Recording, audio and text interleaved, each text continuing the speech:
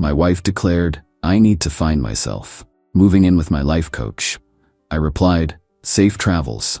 Then I discovered her life coach was actually married, so I mailed his wife a welcome basket with all their romantic texts printed out. 2 days later, my wife was homeless and her guru was getting divorced. I, 38 male, am a creature of habit. I like my coffee black, my lawn cut on Saturdays, and my life predictable. My wife, Nicole, 36, used to be the same. We had a good life, not a movie-style romance, but comfortable. A quiet understanding built over 12 years. Then, about 6 months ago, she discovered Justin Vance. Justin isn't a therapist, he's a life architect. His website is full of stock photos of sunsets and vague promises about unlocking your authentic self. It costs a fortune, of course. First, it was weekly Zoom calls. Then it was weekend retreats. I paid for it all, figuring it was a phase, cheaper than a midlife crisis convertible. I was wrong. It was the midlife crisis. Last Tuesday, over a dinner I'd cooked, Nicole put her fork down with a sigh that seemed rehearsed. "Benjamin," she said, her eyes glistening with manufactured sincerity. "I can't do this anymore. I'm not living my truth." I just looked at her, my own dinner suddenly tasting like ash. "Okay, and what is your truth, Nicole?" It's something I need to discover. On my own." Justin says, "I've been living in your shadow, that my potential is being stifled by this domesticity." I nodded slowly, the buzzwords hitting me like tiny, annoying darts. Stifled, domesticity, potential. It sounded like a brochure. "I see," I said. "So what's the plan?" She took a deep breath, like she was about to jump off a cliff. "I'm moving out. I need to find myself. Justin has a guest suite, and he's invited me to stay there. It will be an immersive experience to fully deconstruct the old me and build the new." I stared at her, and in that moment, I felt nothing and everything all at once. There was no screaming match in my head. No pleading, just a quiet, cold click as a final door shut. I had watched her drift away for months, watched her parrot this man's empty philosophies. This wasn't a surprise, it was a destination. "Okay," I said. Nicole blinked, thrown off. She was prepared for a fight, for tears, for me to beg. My compliance was not in her script. "Okay? That's it?" she asked, a flicker of irritation in her voice. "I'm not going to hold you captive," I replied, taking a sip of water. "If you need to leave, then you need to leave. Safe travels." She left the next day, packed 3 oversized suitcases full of clothes I'd bought her. As she was leaving, she paused at the door. "I'll call you when I'm settled. We can figure out the stuff." I just nodded. "Take care of yourself, Nicole." She walked out, leaving a void in the house that honestly felt more peaceful than her presence had in months. But peace doesn't last. That night, I started doing some practical cleanup. I canceled the alert on my credit card for a high-end department store she frequented. While doing so, I saw a recurring charge I didn't recognize. The Artisan Bean Club, a gourmet coffee subscription. We drink instant. Curious, I logged into the account. The password was, predictably, Justin Vance, 2024. The subscription was for a bi-weekly delivery of single-origin pour-over coffee. The delivery address wasn't a commercial building. It was a large, single-family home in a very nice suburban neighborhood. A quick search of public property records for that address gave me 2 names, Justin Vance and Catherine Vance, his wife. A sick, hot feeling washed over me.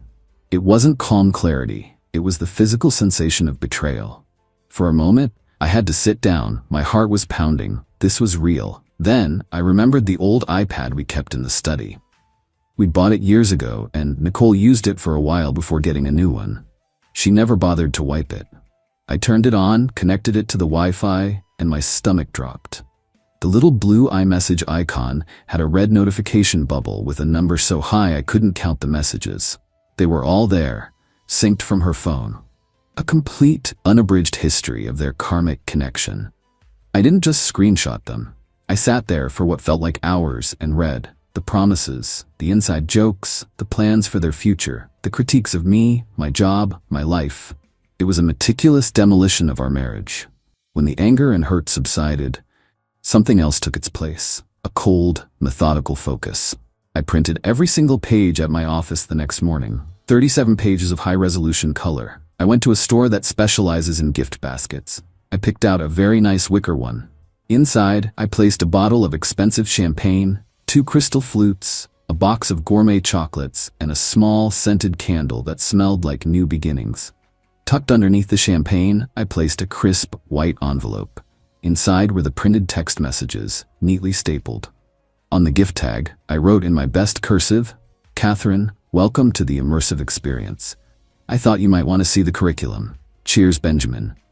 I paid for a courier to deliver it that afternoon. Signature required. It's been about 12 hours now. I haven't slept. I'm just drinking my black coffee and waiting for the other shoe to drop. Update 1. The silence broke not with a shriek, but with a choked, panicky phone call. It came yesterday afternoon while I was trying to focus on work. It was Nicole. "Benjamin, you have to help me," she said, her voice strained. She was trying to sound calm, but the panic was bleeding through. I could hear the generic chatter of a coffee shop in the background. "What's the problem?" I asked, keeping my voice level. "Catherine, she knows. She got some kind of package. She confronted Justin last night. I've never seen anyone so cold. She didn't yell. She just told him to get out of her sight." "That sounds like an issue for Justin," I said. "It's an issue for me," she snapped, her composure cracking. I was in the guest suite, packing a few things, and a woman I've never seen before knocked on the door. She said she was Catherine's lawyer. She told me I was trespassing on private property and that I had 1 hour to remove my belongings before they would be disposed of. Benjamin, she had a police officer with her. So, not a lawn full of clothes, something much colder and more efficient. I almost had to respect it. "That sounds stressful," I said, repeating my line from a hypothetical conversation I'd had in my head. "Don't you dare. You did this. Justin said you must have sent it. It was vindictive and cruel." "Nicole, let me be very clear," I said, my own patience wearing thin. "You chose to move in with a married man without telling me the full situation. I simply provided his wife with the information you chose to withhold. That's not cruelty, it's clarity. Your choices led you to that guest suite. Her choices led her to call a lawyer. My only choice was to stop being a fool." "But I have nowhere to go," she cried, the entitlement finally boiling over. "My clothes are in my car. I can't afford a hotel for more than a night or two. I spent my savings on Justin's programs. You have to let me come home, Benjamin, just for a little while." The audacity was staggering. "No," I said. "What do you mean, no? It's my house too." "You surrendered your claim to this being your home when you packed your bags to live with another man," I stated. "And just for your information, I had the locks changed yesterday, for security." The sound she made was a mix of a gasp and a sob. She unleashed a string of insults before hanging up. The next morning, an email from an unknown address. It was Justin. Stripped of its guru-like cadence, his writing was just a panicked mess of typos and desperation. "Benjamin, you don't understand what you've done. This is a misunderstanding. Catherine is filing for divorce. She's trying to freeze my assets. My business accounts. This is my livelihood. You have to talk to her. Tell her you were mistaken, that you misinterpreted things. It was coaching, an exercise. I'll pay you. I'm serious. Whatever you want. You are ruining my life." He thinks he can buy my integrity after his was proven to be worthless. I saved the email and the original voicemail he left later that day. My lawyer will love them. Nicole has been burning up my phone, alternating between begging and threats. She's staying with a friend who is clearly getting tired of her. She demanded I transfer her $5,000 for emotional distress and relocation costs. I replied with a screenshot of the credit card statement showing the thousands I'd spent on her life architect. She just sent back a single text: "You will regret this." The peace and quiet is gone, replaced by the low hum of incoming fire. But I'm ready for it. Update 2. The last 2 weeks have been an education in weaponized entitlement. Regret for Nicole, it seems, means trying to dismantle my life. It's been ugly, and I have to admit, deeply unsettling. She made good on her threat. The social media smear campaign began. Long, rambling posts about being a victim of coercive control and financial abuse. She painted a picture of me as a soulless automaton who crushed her spirit. She was careful not to mention Justin's name or his marital status, of course. To an outsider, it looked bad. A few of our mutual friends sent me concerned messages. My own sister called to ask if I was okay. My first instinct was to fight back, to post the texts, to expose her publicly. but I forced myself to stop.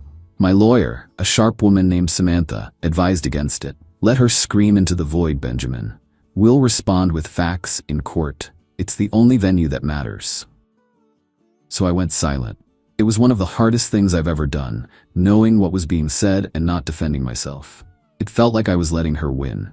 Instead, Samantha drafted and filed the divorce papers on grounds of adultery. We sent them to Nicole's new temporary address. The day she received the papers, the dirty tricks escalated. She tried to use our dog, Buster, as a pawn.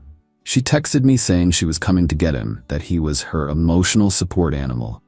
This was the only time I truly felt a surge of pure rage. I had to walk around the block 3 times before I could reply. Buster is chipped in my name, I pay for all his bills, and you haven't walked him in a year. You are not welcome on this property. If you try, I will call the police and show them your previous threatening text. She actually showed up. I saw her car on my doorbell camera. She just sat out there for 10 minutes. My heart was in my throat. I sat on the floor with Buster, my hands buried in his fur, just trying to breathe. That was my most vulnerable moment. She finally drove off. Then came Justin's move. He sent a cease and desist from his lawyer, accusing me of harassment and tortious interference. Samantha laughed. It's a scare tactic from a man who is drowning. But the move that truly hurt came from my mother-in-law, Pamela. She called me, her voice thick with disappointment. Benjamin, Nicole is in a terrible state. She told me how you just shut down and threw her out. Pamela, I said, trying to keep my voice steady. You don't have the full story. She made a mistake. This man took advantage of her. She's your wife. You have a duty to help her, not abandon her. She said you won't even give her enough money to eat. My duty to her ended when I read her plans to build a future with another man. I have supported her for 12 years. I funded the very affair that ended our marriage. I will not be funding her life after it. I never thought you could be so cold, she said, and hung up. That one stung. It made me doubt myself for a whole evening. Am I a monster? But then I thought about the texts, the casual cruelty in them, the disrespect. My resolve hardened. They see me as the villain because I refused to continue playing the part of the fool. So I decided it was time to stop just reacting. I found a few online forums for people who had been scammed by self-help gurus. I wrote a long, detailed, and anonymous post about the Vance Life Architecture methodology. I didn't use names, but I described his specific manipulative techniques, his fee structures, and the way he fosters dependency. I exposed the fraudulent nature of his certifications. I also had Samantha forward the email and voicemail from Justin where he offered me a bribe to Catherine's legal team. Her lawyer's reply was curt, "Thank you for this. It has been added to the file for consideration in our client's proceedings." It wasn't a checkmate. It was just moving a few crucial pieces across the board. Now we see how the game plays out. Final update.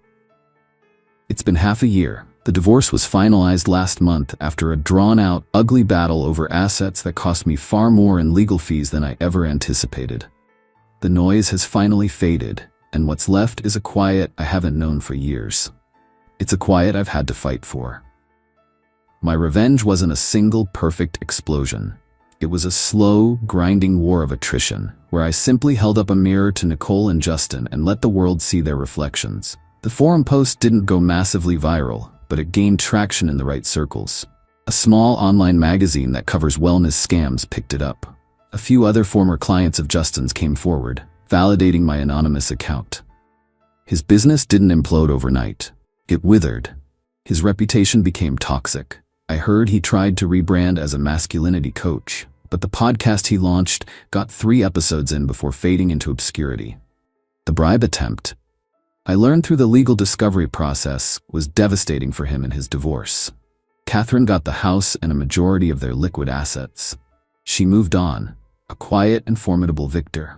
Nicole's trajectory was a masterclass in refusing to accept reality. She fought the divorce settlement tooth and nail. Her lawyer, likely working on contingency, tried to argue for lifetime alimony based on her emotional distress and damage potential. It dragged things out for months. We settled out of court.